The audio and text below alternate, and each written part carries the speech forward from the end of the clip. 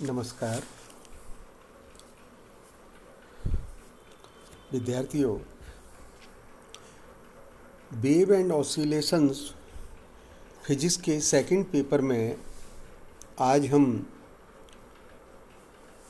एक बड़ा important article discuss कर रहे हैं। आर्टिकल है reflection and refraction by the ionosphere. तो इस आर्टिकल में हम पहले आयनोस्फीयर की भूमिका समझेंगे। आयनोस्फीयर की भूमिका समझ के हम समझ सकेंगे कि आयनोस्फीयर से किस प्रकार से रिफ्लेक्शन और रिफ्रैक्शन होते हैं। इस आर्टिकल को थोड़ा सा मैंने और विस्तृत रूप दिया है, क्योंकि बेसिकली रेडियो सिग्नल के ट्रांसमिशन और रिसेप्शन में इस आर्टिकल की बहुत बड़ी भूमिका है। मूलतः रेडियो सिग्नल के जो ट्रांसमिशन रिसेप्शन हैं उसमें आयनोस्फीयर में उपस्थित कई कंडक्टिंग लेयर्स के द्वारा इसका पूर्ण आंतरिक परावर्तन हो जाता है। तो इसका जो रोल है वो विशेषकर इस तरह के ट्रांसमिशन में बहुत है। हालांकि हमको ये भी समझना चाहिए, आपके आज के जो समय है जिसमें हम टेलीविज़न कम्युनिकेशन लेते हैं, टेलीविज़न कम्युनिकेशन में आयनोस्फीयर की कोई भूमिका नहीं रह पाती, क्योंकि इन वेव्स की जो फ्रीक्वेंसी है वो बहुत ज़्यादा होती है और ये वेव उस आयनोस्फीयर को पेनिट्रेट कर जाती हैं।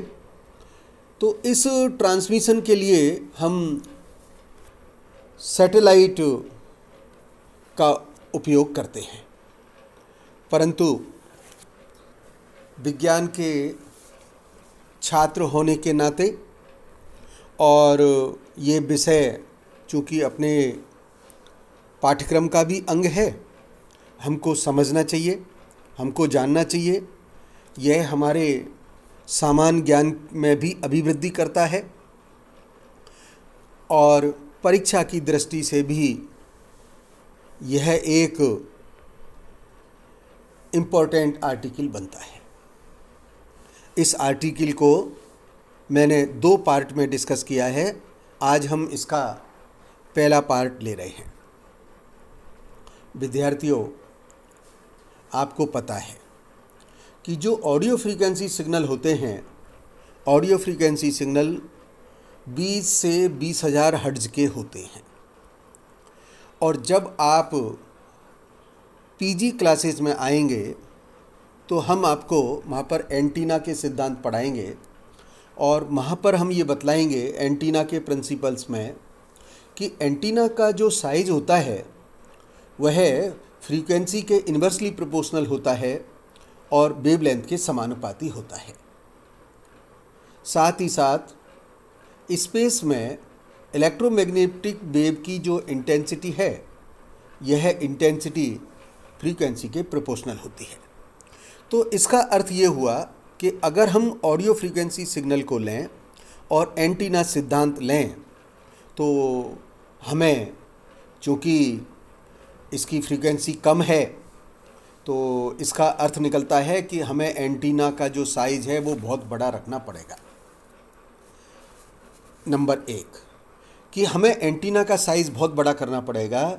साथ ही साथ एक प्रॉब्लम और है, और वो दूसरी प्रॉब्लम ये है कि इस तरह की जो वेव हैं उनकी फ्रीक्वेंसी बहुत कम होने के कारण ये वेव बहुत ज़्यादा डिस्टेंस तक ट्रेवल नहीं कर पाती हैं, बहुत जल्दी डाई आउट हो जाती हैं। अतः क्या किया जाता है, जो ऑडियो फ्रीक्वेंसी सिग्नल है, इस ऑडियो फ्रीक्वेंसी सिग्नल को हम हाई फ्रीक्वेंसी वेव, जिन्हें कि हम कैरियर वेव बोलते हैं, जिनकी की फ्रीक्वेंसी हम लगभग मान लें 10⁶ हर्ट्ज है, के साथ में सुपर इम्पोज किया जाता है। और ये जो प्रक्रिया है, यह प्रक्रिया मूलतः मॉड्यूलेशन कहलाती है।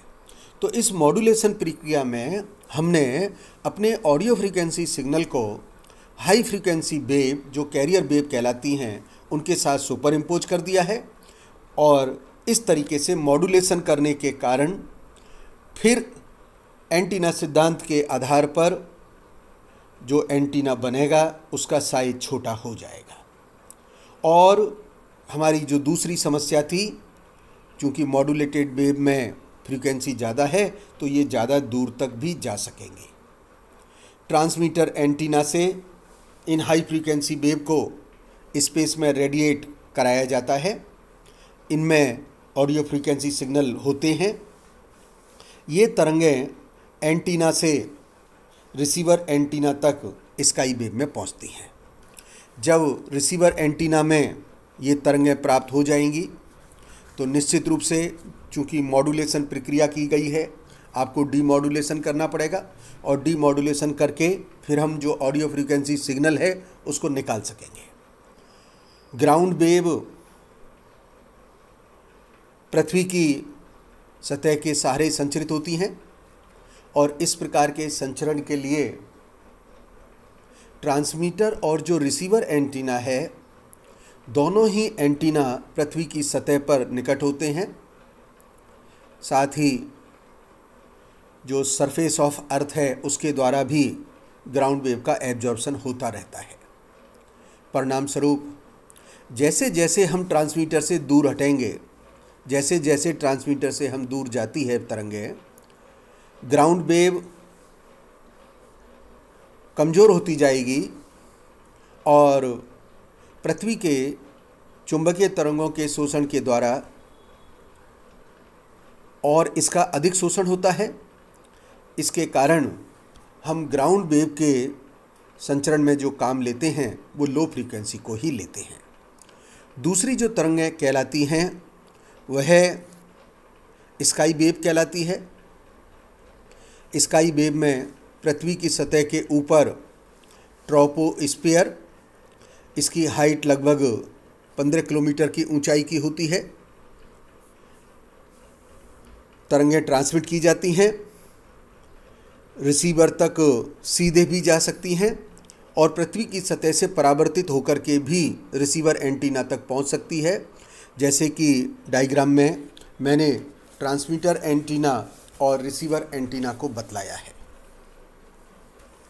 देखिएगा, फिजिक्स में 1901 जो साल है वो बहुत महत्वपूर्ण है, क्योंकि इस वर्ष थोड़ी सी आपको जानकारी होनी चाहिए। आगे जब आप और बड़ी क्लास में आएंगे तो सीखेंगे ही। ब्लैक बॉडी रेडिएशन स्पेक्ट्रम की व्याख्या में रेले जीन साइंटिस्ट फेल हुए और उस व्याख्या को क्वांटम मैकेनिक्स अप्रोच के द्वारा प्लैंक ने बनाया, मैक्स प्लैंक ने। जो सिद्धांत दिया गया वो प्लैंक रेडिएशन लॉ कहलाता है, और प्लैंक रेडिएशन लॉ के आधार पर फिर 1905 में आइंस्टीन ने फोटो इलेक्ट्रिक इफेक्ट की विवेचना की थी। लेकिन 1901 में प्लैंक्स ने रेडिएशन लॉ की बात की थी। 1901 में ही मार्कोनी ने रेडियो सिग्नल का ट्रांसमिशन किया था। पृथ्वी की रेडियस ऑफ कर्वेचर को अगर हम ध्यान रखें तो इस प्रकार का जो ट्रांसमिशन है होना नहीं चाहिए था। वैज्ञानिक कीनली और हेविसाइड ने पृथ्वी के ऊपर वायुमंडल में एक रिफ्लेक्टिंग पोर्शन की कल्पना की। इस पोर्शन को हम आइनोस्फीयर के नाम से जानते हैं। पृथ्वी के वायुमंडल के ऊपर का जो प्रभाग है उसमें गैसें हैं, और सूर्य से जो विकिरण आते हैं वो अत्यधिक तीव्रता के होते हैं। उन विकिरणों के द्वारा इस आयनित प्रभाग का पृथ्वी के पृष्ठ से लगभग 50 किलोमीटर से 2000 तक का विस्तार होता है, परंतु मैक्सिमम हम ये मान सकते हैं कि 90 किलोमीटर से 1000 मीटर के मध्य का जो भाग प्रेक्षित होता है, हम उसको आयनोस्फीयर के रूप में मान सकते हैं। इस आयनोस्फीयर में कई कंडक्टिंग लेयर्स हैं, डिफरेंट कंडक्टिविटी की लेयर्स हैं। कारण क्या है? क्योंकि जो रेडिएशंस आ रहे हैं उनके कारण, उन रेडिएशंस के कारण गैसों का आयनन हो रहा है।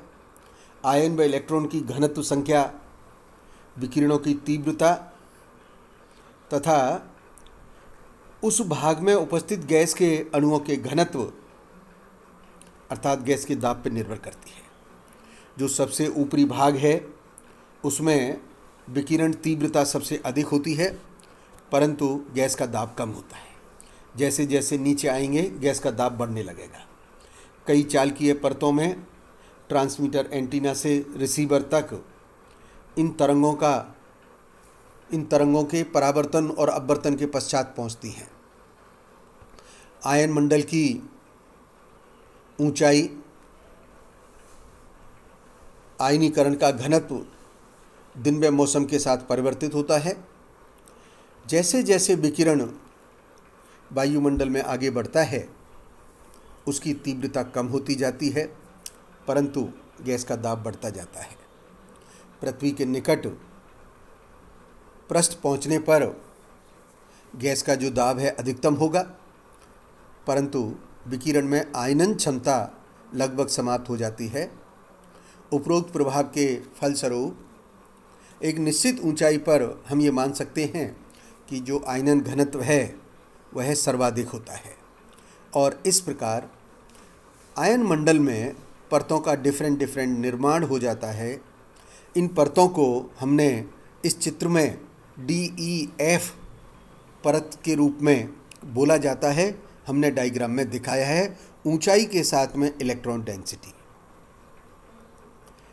आयन मंडल में इन परतों की स्थिति, इनकी संख्या, आयनन घनत्व,